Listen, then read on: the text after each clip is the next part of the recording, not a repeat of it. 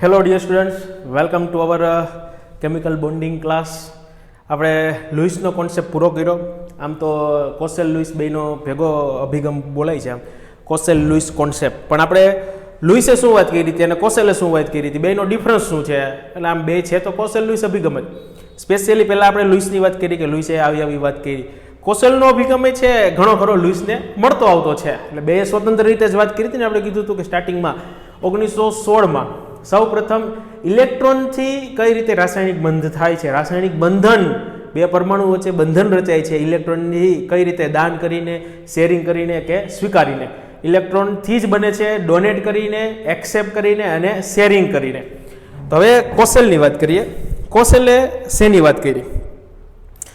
તો Kossel Louis અભિગમમાં આપણે હવે અત્યારે પહોંચ્યા છીએ કોસેલ. શું આવશે? Kossel approach. तो कोसेल अंकल है, कोसेल अंकल ने क्या बोला था, એને કમ્પેરિઝન કરી. નોબેલ ગેસ છે અને આલ્કલી અને હેલોજન. જો દાખલા તરીકે આપણે ઇમેજિંગ કરીએ કે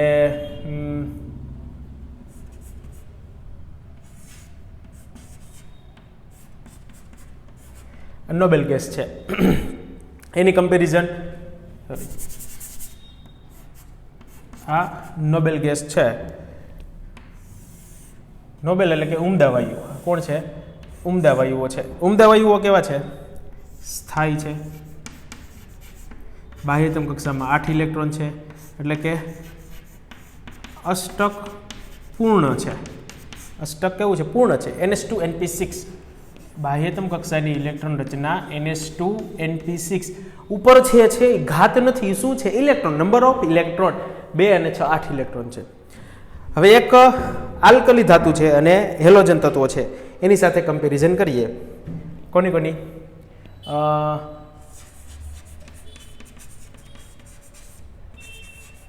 આલ્કલી ધાતુ અને હેલોજન તત્વો. લુઈસના અભિગમ, આપણે કોસેલના અભિગમની વાત કરીએ તો એના જે પોઈન્ટ છે, કોસેલના પોઈન્ટ લખીએ આપણે.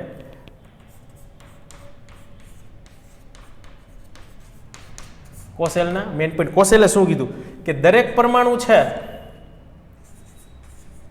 કોસેલે આવું કીધું કે દરેક પરમાણુ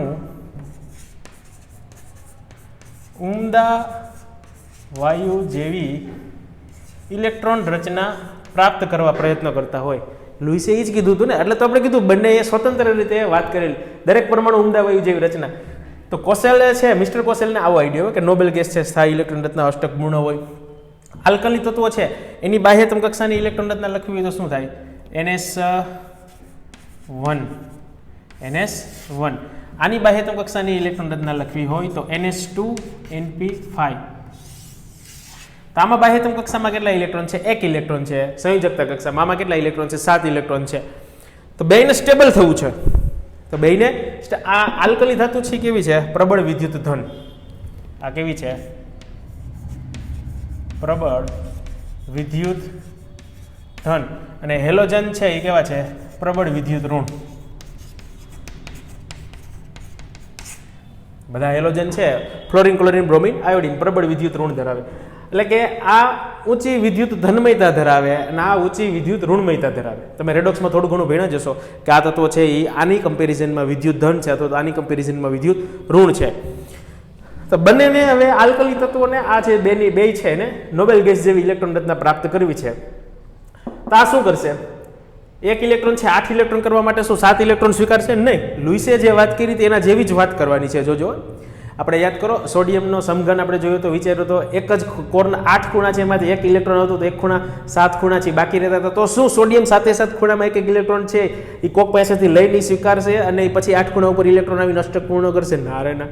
સોડિયમ શું કરશે? ઇલેક્ટ્રોન આપી દેશે, સરળતાથી આપશે અને કોના જેવી? નિયોન જેવી ઇલેક્ટ્રોન રચના પ્રાપ્ત કરશે. તો અહીંયા આ 1 ઇલેક્ટ્રોનનું દાન કરવાની ક્ષમતા ધરાવે છે. તો એની પહેલાનો જે કોઈ નિષ્ક્રિય તત્વ છે એના જેવી ઇલેક્ટ્રોન રચના પ્રાપ્ત કરી શકે છે. તો શું કરશે? આના જેવી ઇલેક્ટ્રોન રચના પ્રાપ્ત કરવી હોય તો આ શું કરશે? સરળતાથી 1 ઇલેક્ટ્રોનનું દાન કરશે. સરળતાથી એક ઇલેક્ટ્રોન ડોનેટ કરશે. શું કરશે? ડોનેટ કરશે, એટલે આપશે.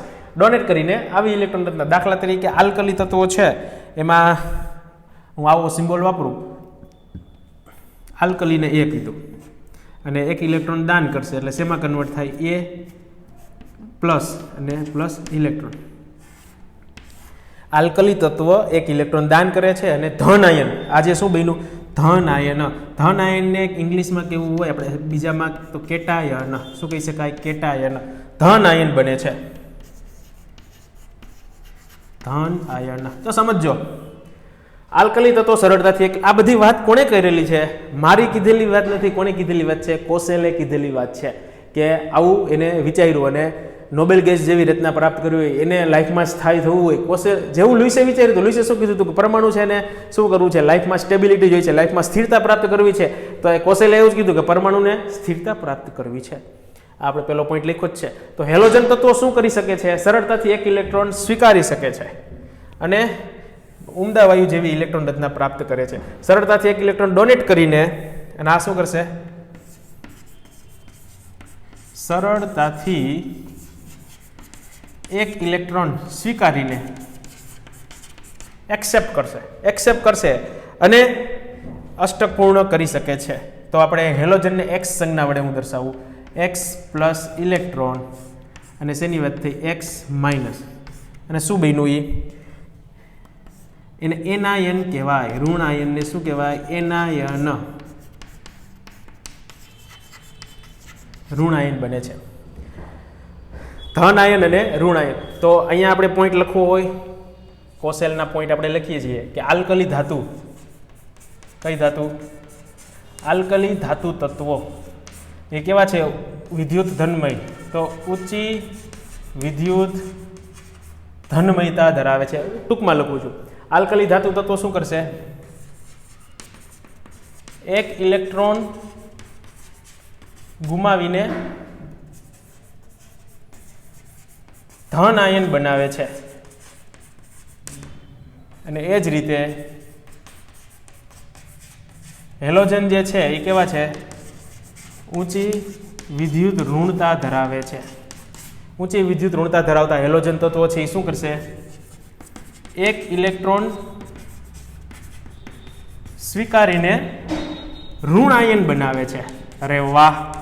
ધન આયન અને ઋણ આયન છે એ આપણને મળી ગયા. અહીંયા આપણે વાત કરવી હોય તો ઇલેક્ટ્રોન ગુમાવવાની વાત કરે છે, ઇલેક્ટ્રોન સ્વીકારવાની વાત કરે છે. ધન આયન છે, ધન આયનને કેવું હોય તો કેટાયન.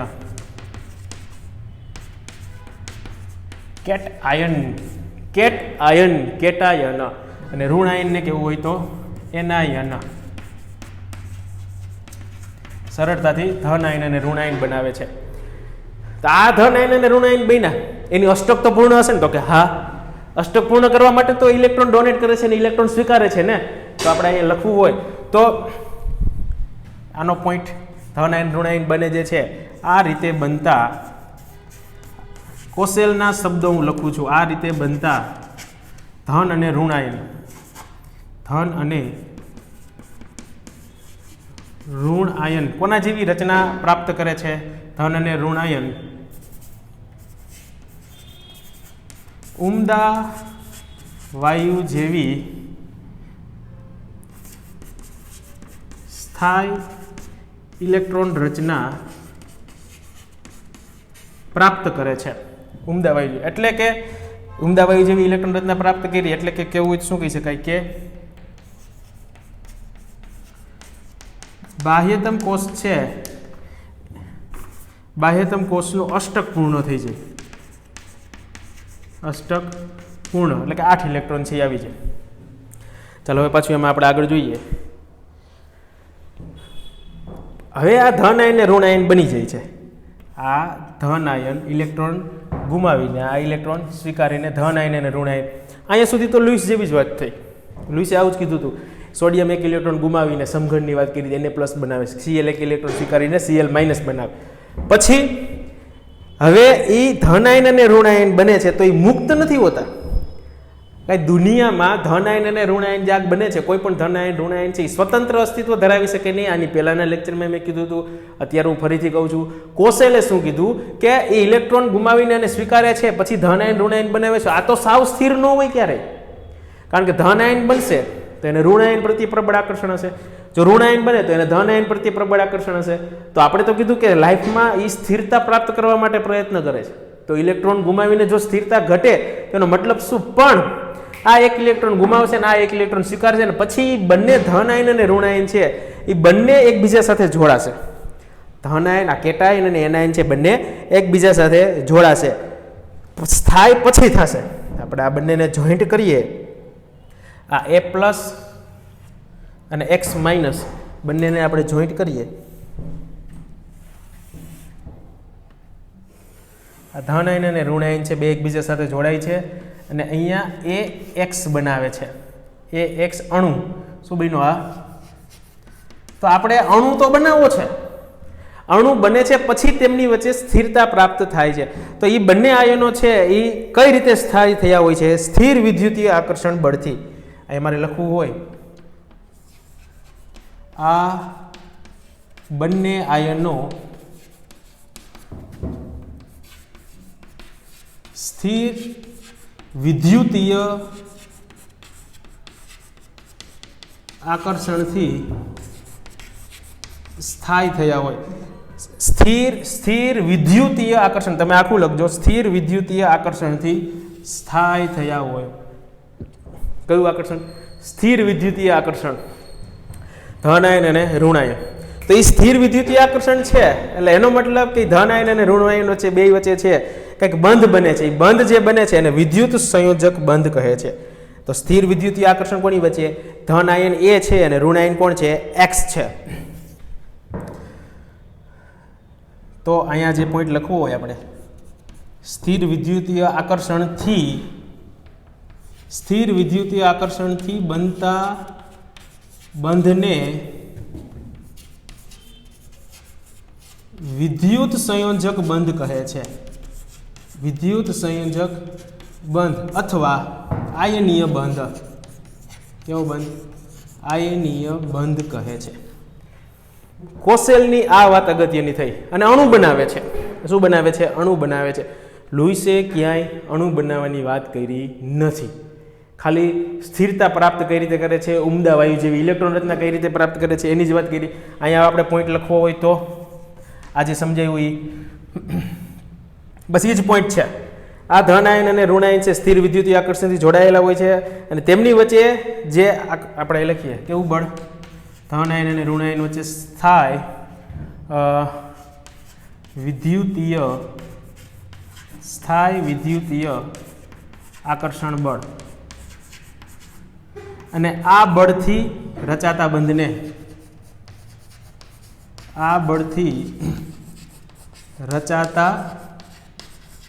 બંધને કેવો બંધ કહે છે? વિદ્યુત સંયોજક બંધ અથવા આયનીય બંધ. અરે વાહ! કયા બંધ? વિદ્યુત સંયોજક બંધ અથવા આયનીય બંધ. એને આપણે બીજું ઇંગ્લિશમાં કેવું હોય તો શું કહી શકાય? ઇલેક્ટ્રોવેલેન્ટ બોન્ડ અથવા મેટાલિક બોન્ડ. ઇલેક્ટ્રોવેલેન્ટ બોન્ડ અથવા મેટાલિક બોન્ડ. આ પોઈન્ટ આપણે કોના જોયા? કોસેલના. કે મિસ્ટર કોસેલે શું વાત કરી પરમાણુ વિશે? પરમાણુ લાઈફમાં સ્ટેબલ થવા માટે પ્રયત્ન કરે છે અને આવા બે એક્ઝામ્પલ લીધા. ઉમદા વાયુ છે અને આની એને કમ્પેરિઝન કરી. આલ્કલીમાં આમ હોય, હેલોજનમાં આમ હોય. હવે એનું એક એક્ઝામ્પલ જોઈએ કે ચાલો એનો સ્ક્રીનશોટ લઈ લ્યો વ્યવસ્થિત. ઓકે, ચાલો. ટૂંકમાં લુઈસની મદદથી શું જાણી શકાય? અણુની રચના, અણુ કઈ રીતે બને છે, અણુ છે એ કઈ રીતે બને છે, અણુની વાત કરવાની છે. કોસેલની, લુઈસથી વાત નથી, કોસેલની મદદથી, કોસેલના અભિગમની મદદથી. કેલ્શિયમની ઇલેક્ટ્રોન રચના લખો તમે, ફ્લોરિનની ઇલેક્ટ્રોન રચના લખો. ચાલો આટલું કામ એક કરો. કેલ્શિયમ અને ફ્લોરિનની ઇલેક્ટ્રોન રચના લખો, પછી આપણે આગળ વધી. ત્યાં હું થોડુંક આ બોર્ડ છે એ રફ કરી લઉં. કેલ્શિયમ અને ફ્લોરિન. તો કે સર કેલ્શિયમનો પરમાણુ ક્રમાંક કયો? ત્યાં એક્ઝામમાં કોઈ કહેશે નહીં, વિચારો.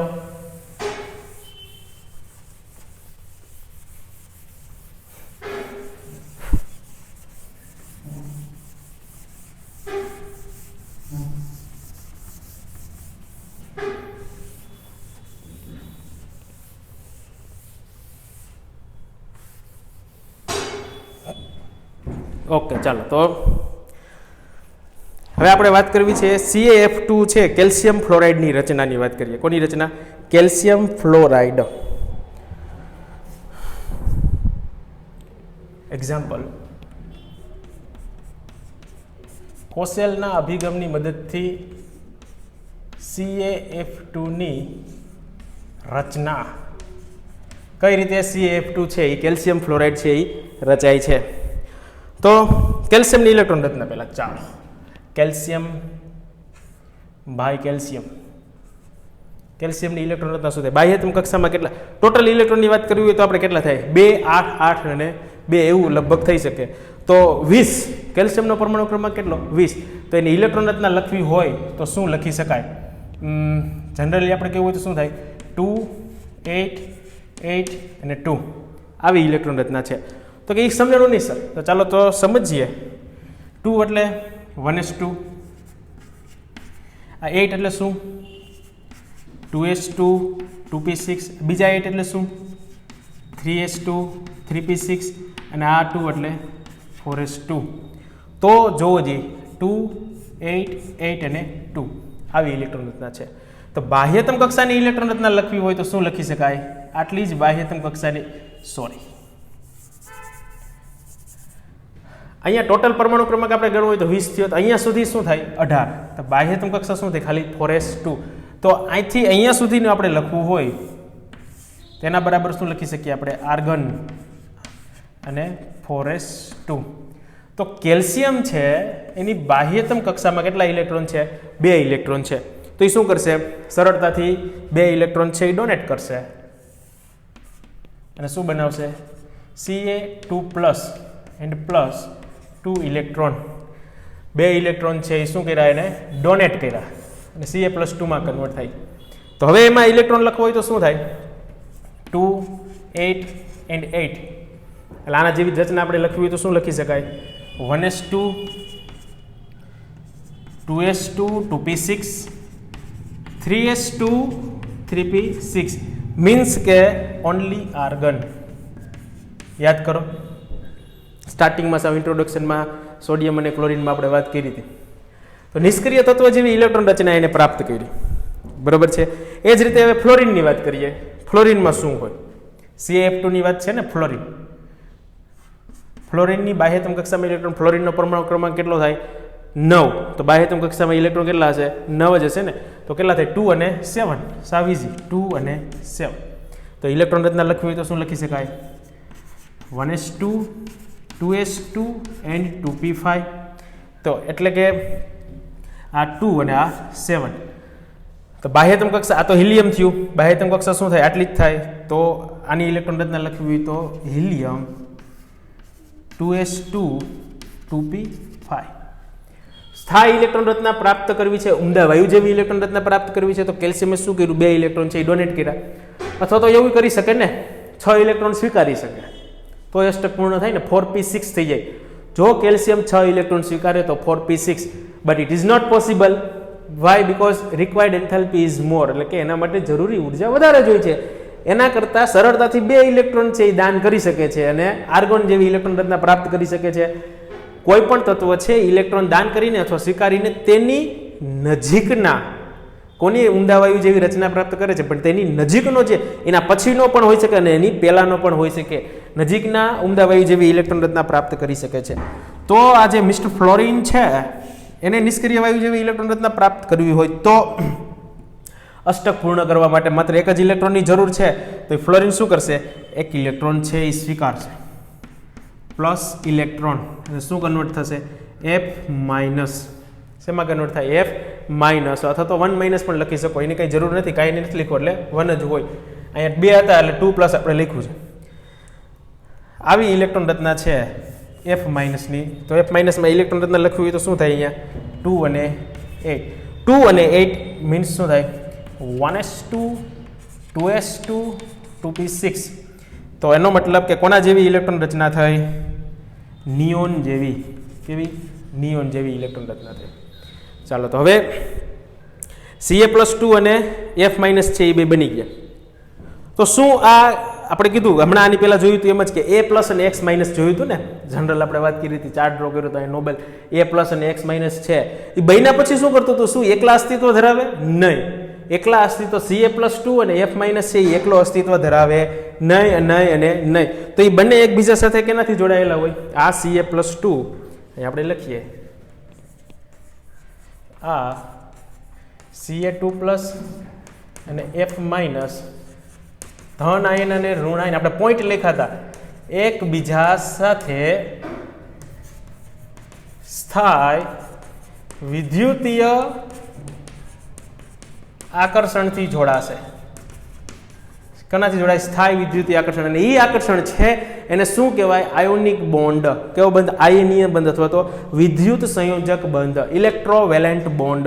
તો કેલ્શિયમ અને ફ્લોરાઇડ છે આ રીતે બંધ બનાવશે. કેલ્શિયમ અને કેટલા ફ્લોરિન છે, 2 ફ્લોરિન સાથે જોડાય છે આ રીતે. ફ્લોરિનને આપણે પિંક કલરથી હાઇલાઇટ કરી દઈએ, CaF2. કેલ્શિયમ ઉપર કયો ચાર્જ છે, 2+, 2+, આની ઉપર માઇનસ અને આની ઉપર માઇનસ, તો આખો અણુ છે એ કેવો થઈ જાય, તટસ્થ.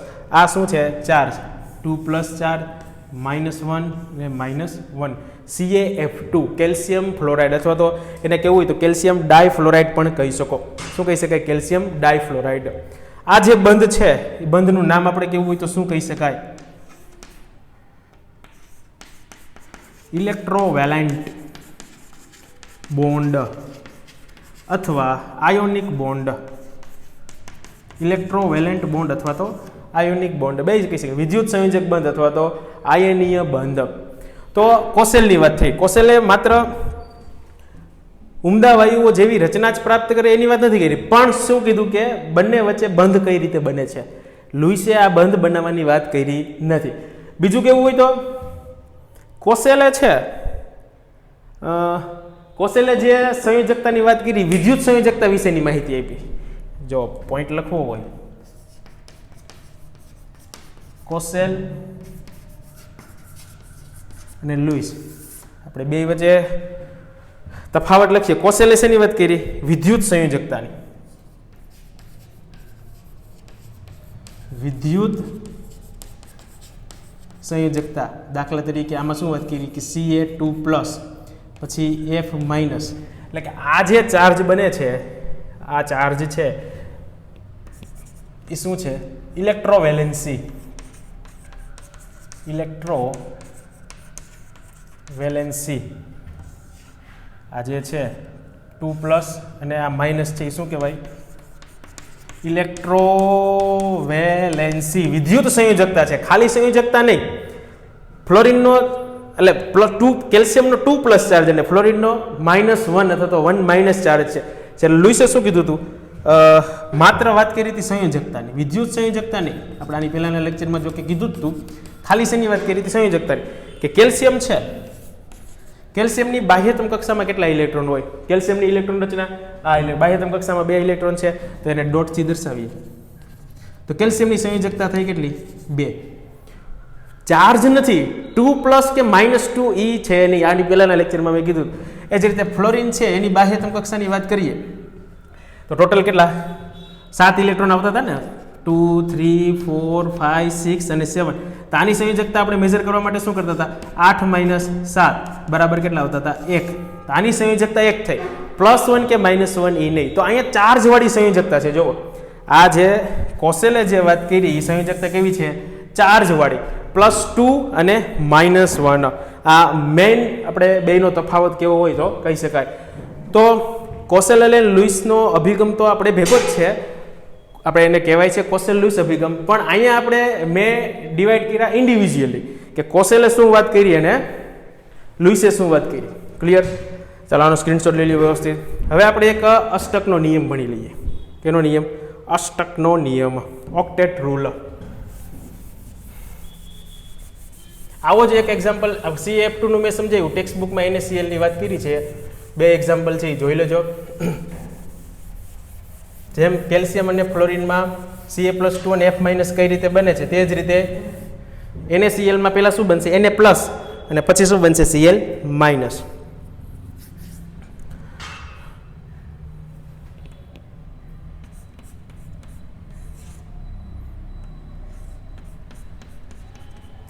ઓક્ટેટ રૂલ,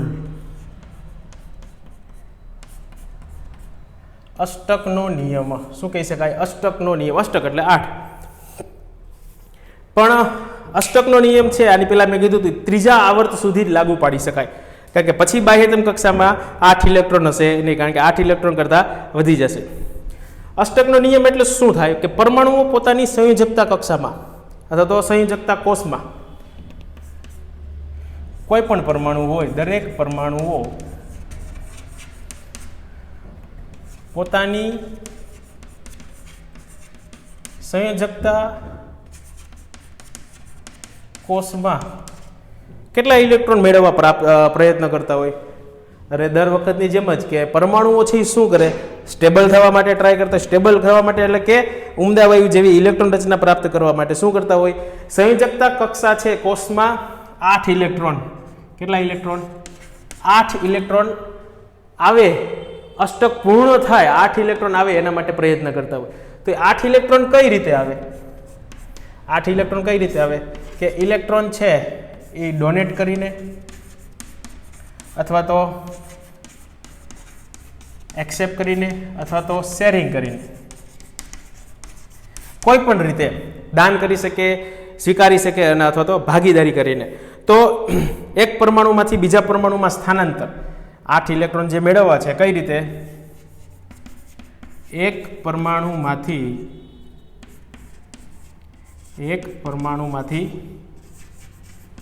બીજા પરમાણુમાં ઇલેક્ટ્રોનના સ્થળાંતર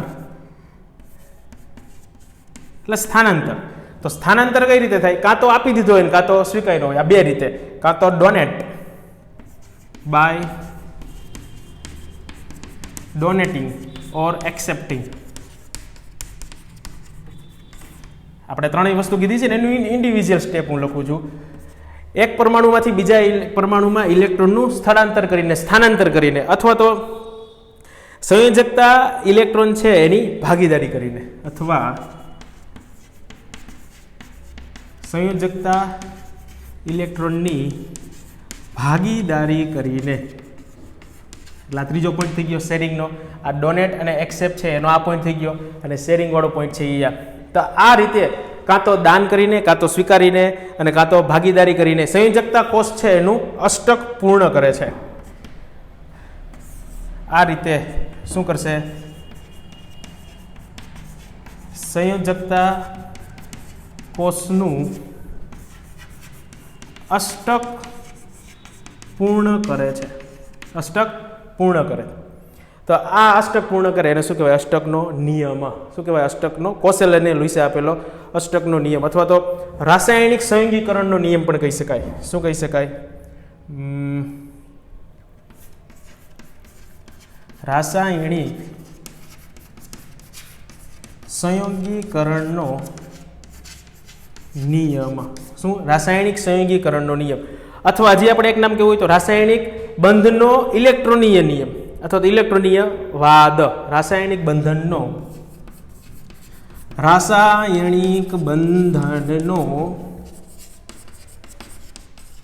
ઇલેક્ટ્રોનીય વાદ. ઇલેક્ટ્રોનીય વાદ એટલે કે એ જે સિદ્ધાંત છે એ જ, એટલે કે આજુબાજુ ટોટલ છે ને એ 8 ઇલેક્ટ્રોન થવા જોઈએ. એ આપણે અત્યારે ખાલી નિયમ જોઈ લ્યો. જ્યારે આપણે બંધ અને અણુની રચના આપણે જોશું, લુઈસ બિંદુ નિરૂપણના પાછા અણુ વિશે વાત કરશું, ત્યારે છે આની વાત આવશે. ક્લિયર? તો ઓક્ટેટ રૂલ અને કોસેલની વાત, લુઈસની વાત તો જો 2 લેક્ચર સુધી ચાલી હતી, કોસેલને આપણે વાત એક જ લેક્ચરમાં પૂરી કરી દીધી, કારણ કે લુઈસની જે વાત હતી એને રિલેટેડ જ હતી, એટલે આમ થોડું ઇઝી રહે. ઓકે, ચાલો તો અહીંયા સુધી આપણે રાખીએ. વ્યવસ્થિત ટેક્સ્ટ બુકમાં પાછું વર્ડ ટુ વર્ડ છે એ જોઈ લેજો કે કઈ રીતે એમાં વાક્ય રચના આપેલી છે